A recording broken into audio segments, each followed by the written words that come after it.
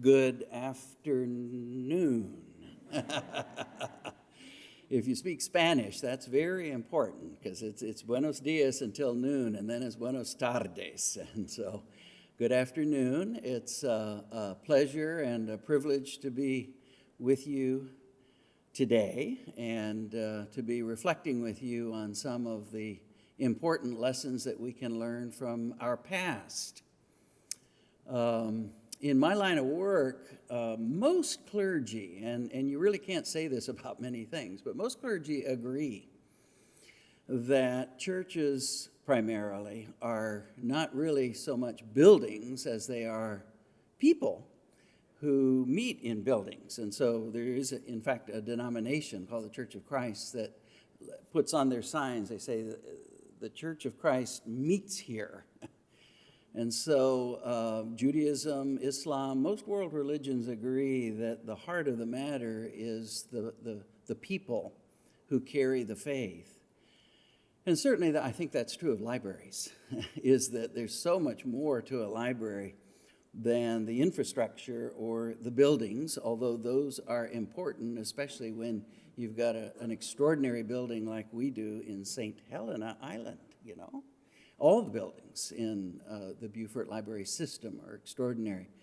But there's more to libraries than those buildings and the infrastructure inside of them. And so isn't it a wonderful thing that we can meet here in the name of libraries and have some conversation one with another and seek together to come to more understanding of what is true in our day.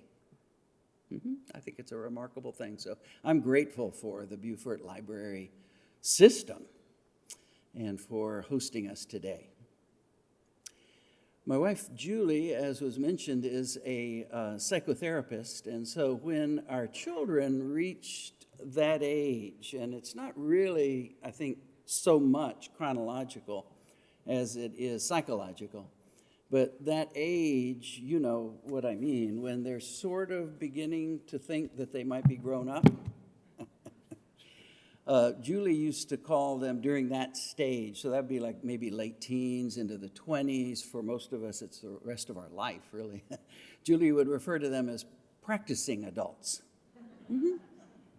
And in the early stages of that period when they were practicing adults, sort of signaling that we were becoming, it wasn't like we wouldn't be their mother and father for the rest of their lives, because that was a given, but that there was an element of parity and collegiality as they came into adulthood that was not the case when they were itty-bitty or little, as we say in the South. And so one of those conversations, they gathered us together and said, so Mom and Dad, we have done some thinking about, growing up with you as parents, and we want you to know that we both agree that you were not perfect as parents.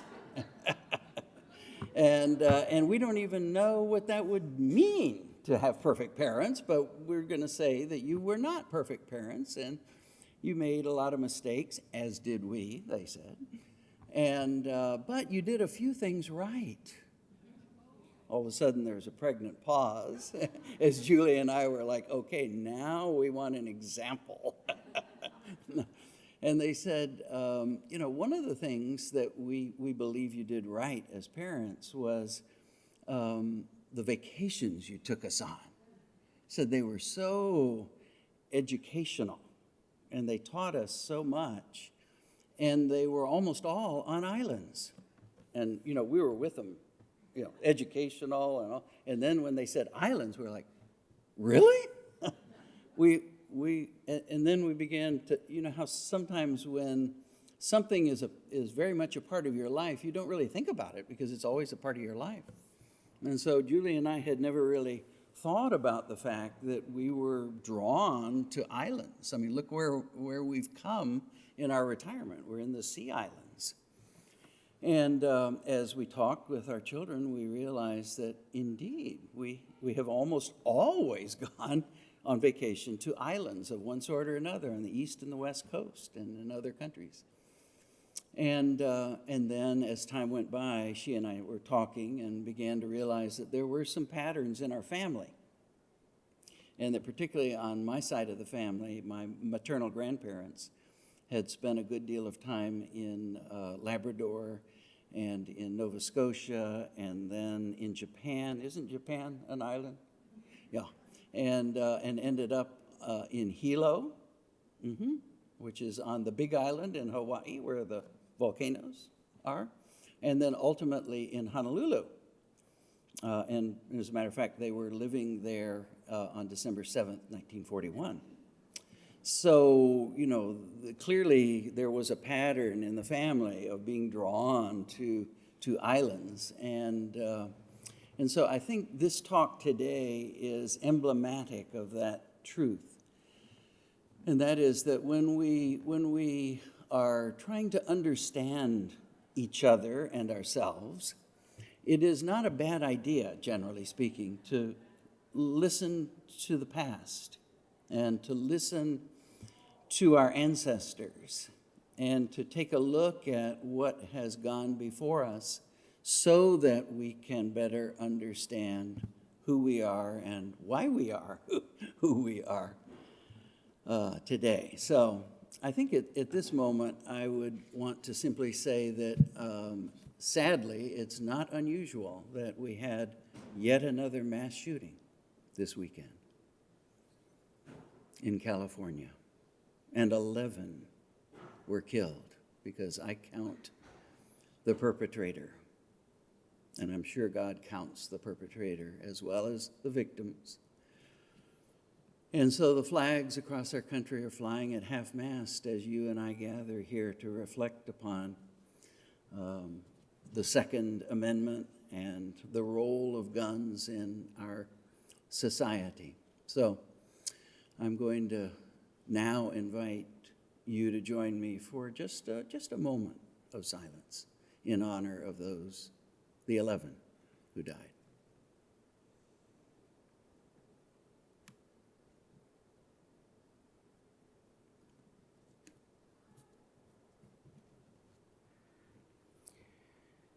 So, I think my journey to this book began as a child, growing up in the deep South, because I was born in Tennessee, even though I grew up in Miami.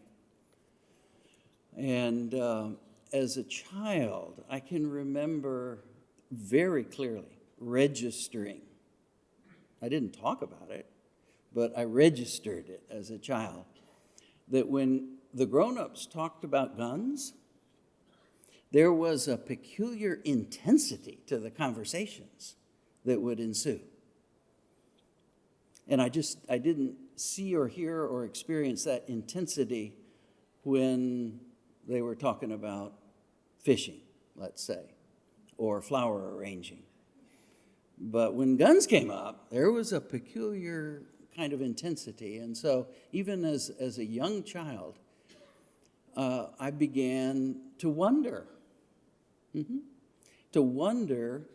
what that intensity among my family, primarily, extended family when you're little bitty, and then as I grew up, people that I saw and interacted with, what that peculiar intensity was that seemed to surface whenever we talked about guns.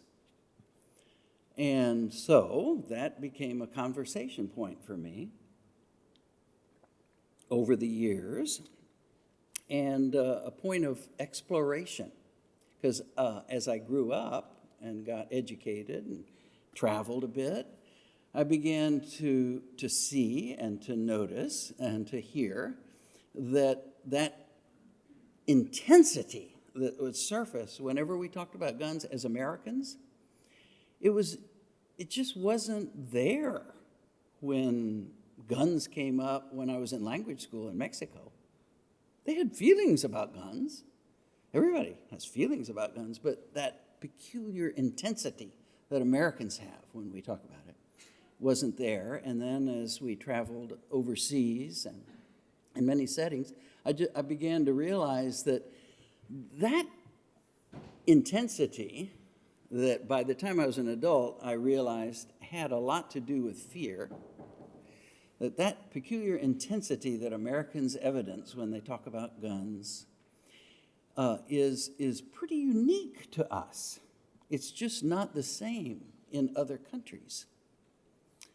And so just as I began to understand, and we began to understand our peculiar draw toward island life when we looked at it in relationship to our family stories, I began to realize over time that peculiar intensity and fear that would come into the conversation when Americans talk about guns was something that had to do with our family story.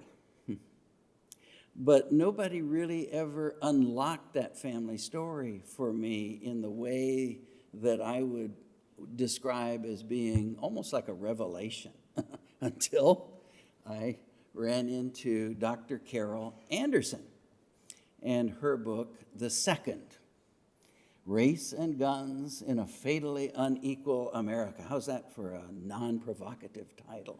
Huh? You know? That's pretty out there. And so I picked up this book, as I had so many others, hoping that it would help me understand just a little bit better this peculiar obsession that we Americans exhibit with guns. And I'm someone that grew up in the South, so I grew up fishing and hunting and a gun owner, and so that's just part of who I am. So I don't believe that guns are inherently evil, but there is this peculiar intensity and obsession that Americans often evidence in relationship to this topic. And so it was really Dr. Carol Anderson that more than anyone else helped me finally sort of begin to open the door and walk into the room and begin to recognize how we got there.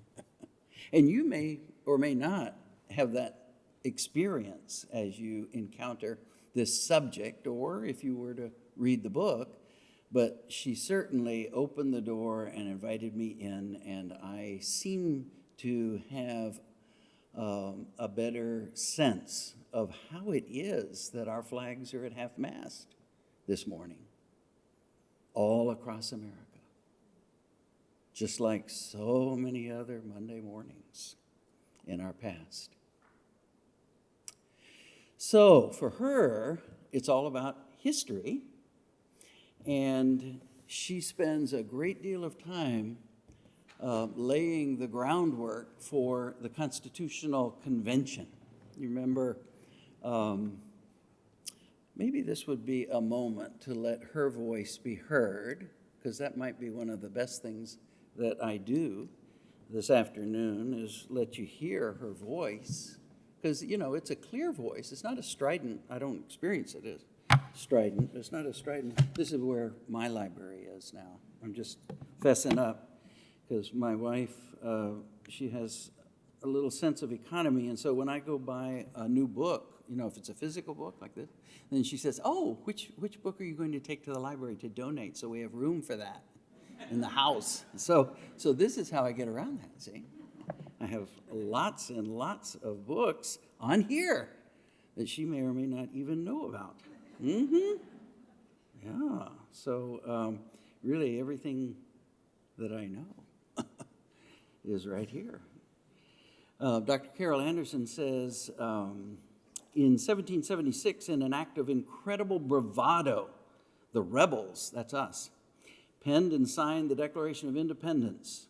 They refused to be a mere collection of colonies subservient to the most powerful nation on earth, Britain.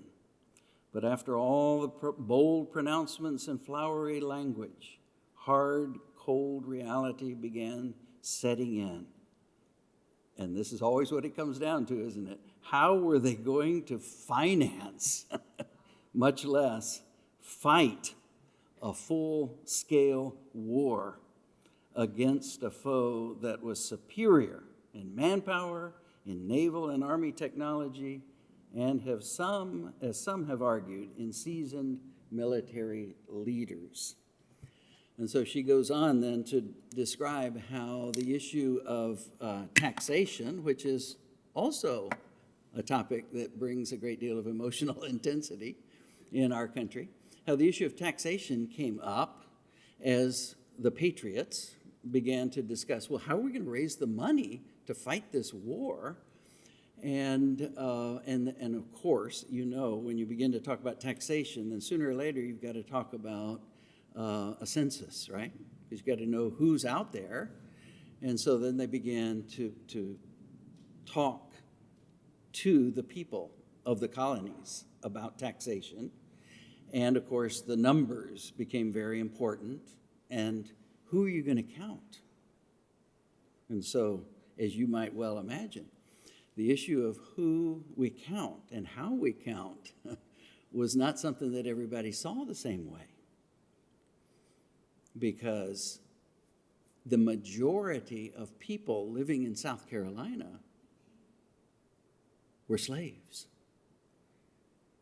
And so the delegates from South Carolina to these deliberations were saying, you're not going to be counting the slaves because we're going to be paying for all of you. It's just not going to work that way. And so they began to have a conversation that ended with South Carolina, North Carolina, and Georgia saying to all the other 10 colonies, saying, if you don't give way on this, we're walking away from the table. We're not going to be part of this war. And that dynamic, that threat to the Union, which, as we all know, has been a part of our life here in South Carolina from the get-go, that is what animated the fears and the hopes a little over 10 years later when our country began to realize that the Articles of Confederation were not enough. They're fine, but they were not enough to constitute a sovereign nation. So what had happened was we fought the war, and I don't know whether did anybody get to see Ken Burns's latest gig on Ben Franklin. You know, he's the wonderful documentarian that does so much with American history, and I didn't understand as much as I do, I think I do now, in what peril we stood as we fought against, you know, the superpower of Great Britain in the Revolution without an ally. If we had not had France, I'm convinced now that I just don't know how we could have sustained the effort. And so you can argue the position anyway, not everybody has to agree, that Ben Franklin won the war with us and for us because you know from history and from Ken Burns' series that Ben Franklin spent the war in Paris. That sounds pretty lush. But that was because he was very well connected over there, and he was always able to forge the kinds of understandings between France and us that would get us the help we need. And so it was a tough effort from the beginning. And then once it was over, we had 13 colonies, but we did not have one nation yet. And so over the next 10 years, what happened in the Bible, this would be like the period of the judges, you know. And the summary in the Bible about the period of the judges were like Deborah and Samson, you know, those, and they were like charismatic leaders. And so what they said in the Bible is, during the period of the judges, everyone did what was right in their own sight, which you know, is basically what Southerners love, and I'm one, which is don't tell me what to do. Then I'm fine. All right? But if you start telling me what to do, I'm out of here. I'm going to secede. And I'll threaten first, but then if pushed to it, I will do it. And so that threat, which was so animating during the war, became a big factor during the summer of 1787. Now, the cradle, arguably the cradle, if there is a cradle for American democracy, a place, I think you could argue that it was Philadelphia, you know, that city. Now, whether it is today, that's a whole other question. But in those days when we were founding this country, that was really where some of the seminal events, like the signing of the Declaration of Independence, and then when they all got together and spent the summer. Can you imagine saying to your spouse, I'm going to a meeting, dear, and it's May, and I'll be back in September. So let's stay in touch. I mean, it went the whole summer with delegates and deputies from all 13 colonies. And they're trying to forge, because by then they had realized that with everyone doing what was right in their own sight, nothing was getting done. Every state had its own taxation policies, its own policies of crime and punishment, and so everybody was going in different directions. And so that's what led to this remarkable summer of 1787, in which they, hammered out the thing that we all hear about in the news day in and day out, which is arguably the matrix of our republic. And that is the Constitution that finally, at the end of all of that, in 1790, we started in 1787, that summer, but finally in 1791, it's approved by all of the states. But to get there, to get to that point of agreement that part of freedom was giving up a little bit of freedom for the common good, that's something that I have spent a lifetime learning and have not yet fully learned. South Carolina has spent a lifetime learning that and still has a lot to learn. The United States is still learning that. It's a deep, deep, painful truth that costs us not less than everything when we act on it, and that is that the highest form of freedom is when we choose to give up some of our freedom for the common good. John Locke called that the free and willing consent to be governed. Okay? So that was the thing that was trying to be born throughout the hot, humid summer without air conditioning in Philadelphia, Pennsylvania. And so the big players, we know who the big players probably were. George Washington, obviously, Thomas Jefferson, James Madison, very important player. Are all three of those from Virginia? Oh, yeah. All three of those are from Virginia. There were other players. Patrick Henry, remember him? Firebrand, give me liberty or give me death. Ben Franklin, not from Virginia. When there was an argument, she tells this story, when there was an argument on the floor of the Constitutional Convention about how we were going to view blacks in terms of participants in a constitutional democracy, and coming up with that 3/5 of a person thing. And so a Southerner at one point said, I need to make it clear to my friends from Connecticut, Vermont, New Hampshire, that you all don't count your sheep when you count for taxation and census, and we don't count our slaves. And Ben Franklin said, and sheep will never cause an insurrection.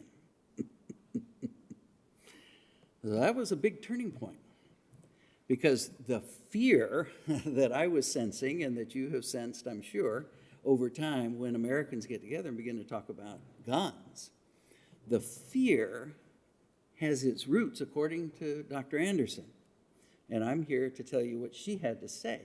So you and I may or may not agree, but what she says is the root, the taproot for that fear that animates all of the discussions about guns in our country was the fear of insurrection by black slaves and what would happen if they ever got guns.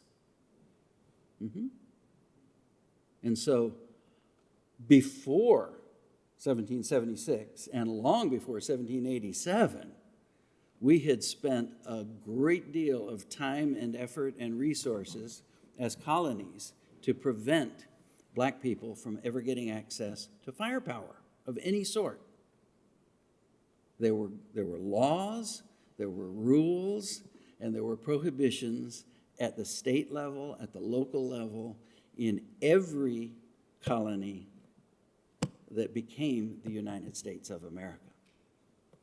And that was a fear that was animated in part by the knowledge of what had happened in Haiti right before. There was a big insurrection there right before the war, the American Revolution.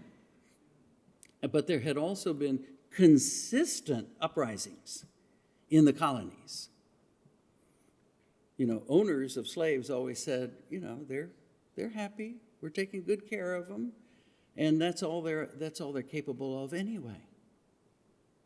Well, their uprisings were saying to us, if we could have heard, that that is not the case, because every time black slaves got a chance, they would try to establish some form of freedom. And that could be done individually, could be done collectively. And it had to be done almost always with some form of violence. And so as a response to that, all of these rules and prohibitions that had been developed at the colonial level then became part of national policy in the new United States of America.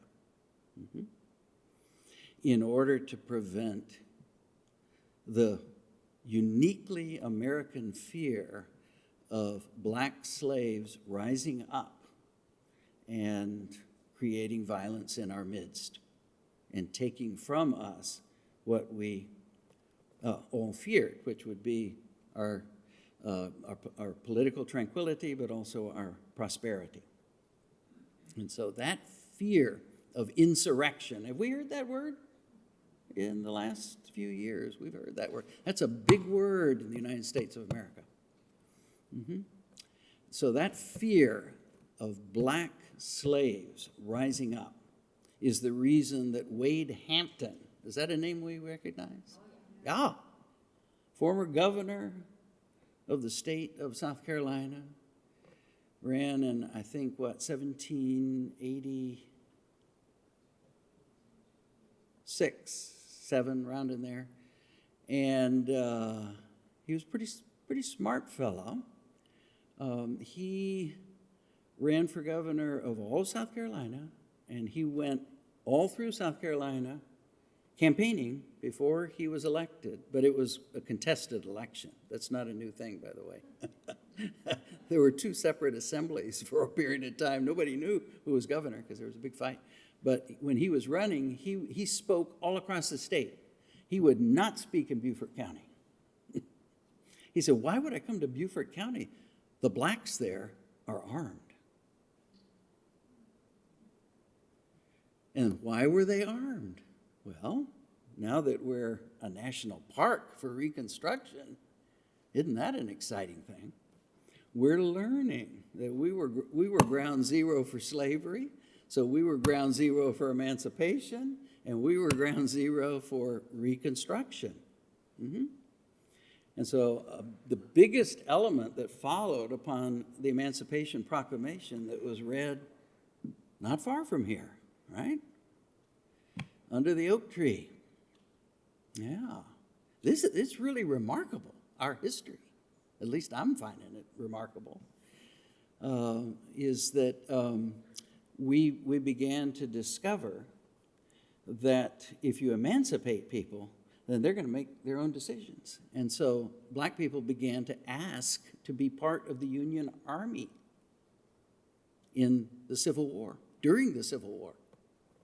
The one thing that everyone feared during the Revolution, We love to have the spiritual support of the blacks, but we're not going to arm them and let them fight alongside of us. They did in some circumstances, but it was never officially sanctioned. But of course, Abraham Lincoln and his administration welcomed blacks to come in and be soldiers alongside of whites. And so, when the war was over and all those soldiers came home, guess what they brought with them? Their guns. Not out of malice, but out of, well, what would you call it? Self-preservation. Let's call it that. And so Wade Hampton was right.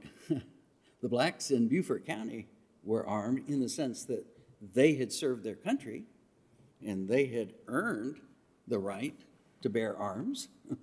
And they had, in fact, gotten access to firepower, and they did bring it home, and that was a factor in their life and in the life of this county and in its capacity to establish a measure of independence in a state that otherwise had nothing to do with Reconstruction. Wade Hampton, by the way, was the governor that basically made contact with the president and said, it's about time to bring those federal troops home, the ones that were enforcing Reconstruction. And so that's when Reconstruction imploded and fell apart. So Dr. Carol Anderson says that it was the battle in the Constitutional Convention in 1787 in the city of Philadelphia as delegates from 13 colonies pushed and pulled and struggled with each other to find enough common ground to forge a federal government that could someday maybe be a sovereign nation. How does it go? E pluribus unum. We had gotten the pluribus part. We were all in on that because each one does what's right in their own sight. We love that part.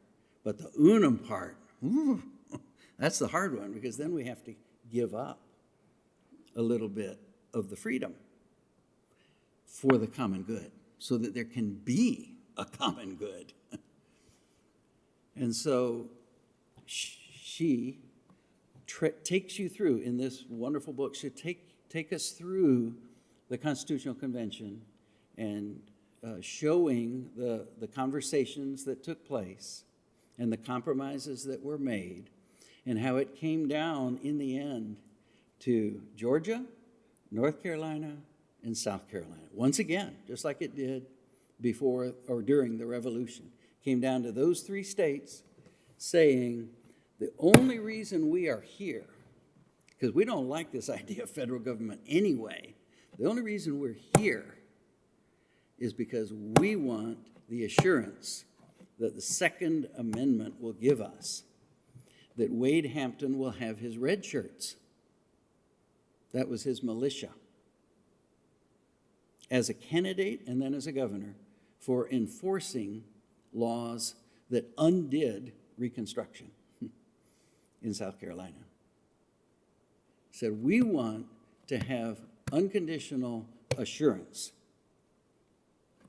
that the blacks in these parts will not be armed and that we will have the militia that will be necessary to track them down if and when they try to escape and run to freedom. That was the deal. And there was a lot of pushback from the North, as you can well imagine. But in the end, it came down to James Madison, George Washington, Thomas Jefferson, the Virginians, and Benjamin Franklin, and some other key players, basically saying to Patrick Henry and to some of the other firebrands from Georgia, South Carolina, and North Carolina, saying to them, we don't like this, We know what you mean by militia, because they were slave patrols. That's what they wanted. So, we know what you mean by militia, and we know what you mean when you're bringing up gun ownership. You're meaning white ownership of guns. We don't agree with you, but we know we cannot have a union without you. And so we will give you this. Why didn't somebody tell me that in civics class at Springview Elementary School when I was beginning to learn a little bit about American history? This is on the record, data-driven, reporting on what happened at the seminal convention that created our republic. That's pretty important stuff. But I never heard anything about that as the reason for the creation of the Second Amendment and what they meant by militia and what they meant by gun ownership. And then, after establishing what I experienced as a pretty persuasive description of the creation of the Second Amendment, which is always what's quoted, right? Whenever we come to a discussion about guns and all that emotional intensity begins to happen, then somebody's going to quote the Second Amendment, right? and so she explains how we got the Second Amendment. It was an unholy compromise in order to create a unity that really wasn't there. And we found out by 1861 that we had hoped for unity. We'd hoped that we could be not only pluribus, but unum, but we hadn't gotten there. And that if push came to shove, and in 1861 it did, that they really would leave the Union. Mm-hmm. All of that was just not something that I was taught in school. I was taught basically the story of the lost cause,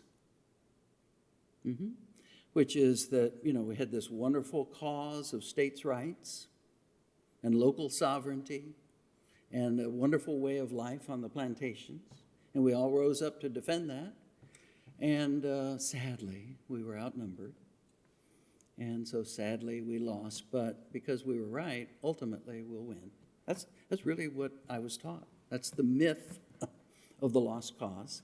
And so the heroes, of course, are the ones that led the treasonous secession from our country. And they're the ones that I used to have to, when I went to the dentist, he'd walk me down the aisle to the room before he worked on me, and he'd quiz me on Confederate generals. I had to know them all, He didn't mention that they were treasonous. He just said they were heroes, and I needed to memorize them. So we are about to come to the close of this, and let me assure you there's a lot more than the Constitutional Convention in this book, because Dr. Anderson goes on to say that none of this is finished. And being able to see the womb water out of which the Second Amendment was born, that's very important and significant, but that's not the end. And so she goes on to describe right down to this past weekend how it is that in our country we still have not learned how to live together without an epidemic level of gun violence. So, I wish I had a better conclusion for you, but I am deeply grateful to Dr. Anderson for at least helping me understand a little bit better how we got here.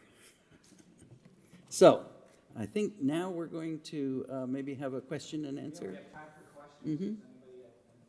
And it's probably the time right now, and this is very self-serving, for me to say that I am neither a historian nor an expert guns or constitutional law. So I may or may not know any of the answers to these questions, but I'll be happy to wonder with you. Marilyn. So how much of the book is what you just talked about versus where we are today and perhaps what we do about it? I would say that it's probably about a third what I was describing to you today, and then about 2/3 where we are today and what we might be doing about that. So there's a lot of that.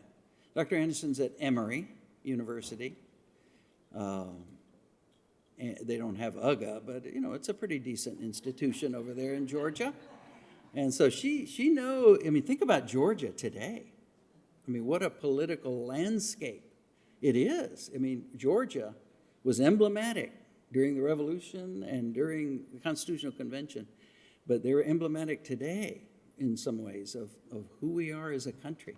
So there's a lot about where we are today. Yes, sir, in the back. I'd like to compliment you on providing an excellent summary of Dr. Anderson's book, making the case that the South lost the war but won the story. Yeah. You mentioned that in your early education, you never heard about this. No. Well, I'm a northerner, Mm-hmm. and I never heard about it. Uh-huh. The bottom line is, I would say that you and I and everyone in this room, in our elementary, middle school, and even high schools, Mm-hmm. were fed what I call a lollipop view of American history. Mm-hmm. Yeah. It is part of it. Mm-hmm. Well, it falls to the clergy to point out the obvious. That's sort of our role. Something that you knew, but you may have forgotten or overlooked recently. And so one thing that's obvious is that what we call history is not objective, right? Do we all agree on that? It's very subjective and is written by who? The winners, right? In order to establish that they continue to be winners. And so, yes, the history that we heard was highly subjective and was very self-serving. And so there's more to learn. Yes, ma'am. So what kind of things did Dr. Anderson suggest that we could do today? What kind of things does Dr. Anderson suggest that we can do today? I think she would say, and I know this may sound self-serving, but she would say that doing what we're doing right now would be a big part of what we might do today, which is to say, learning how to retell our history, learning how to narrate our past as Americans in a way that, at least for me, is entirely new and unprecedented. But then she would go on to say, and she is very much an activist, that we need to be actively involved in our local political scene, standing up for the rights of everyone, everyone, to enjoy the fruits of liberty and also to be armed, should they decide to be armed. She's not against people arming themselves. She's just pointing out that blacks historically have been disallowed any number of things. Think about agriculture. Blacks we want them to work on the farms, but we just don't want them to own them. And so there's just so many things that we expect from black people, but we just don't give them the resources. And so she's very much in favor of people having the freedom to choose to be armed or not, as they so choose, but just not using the Second Amendment as a wedge for only whites being armed. And so responsible, across the board, equal access to all things, including firearms. Many other issues as well. Roy. It's interesting to point out that in my native state of Maine, Which is north of here, for the record.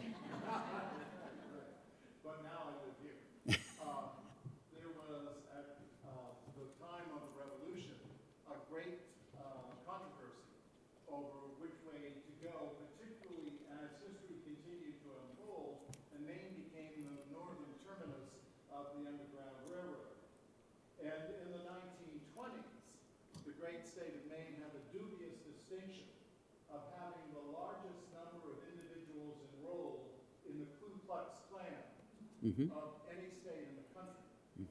And so there's this permeation of mindset that I think is so intertwined that we tend to naively regionalize it. Yes, we do. And it's far more pervasive.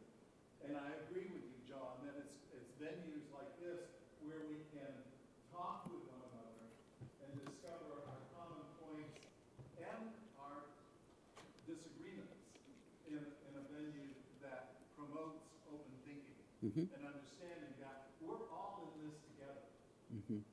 Yep, for better or for worse. So just a little story, quick story.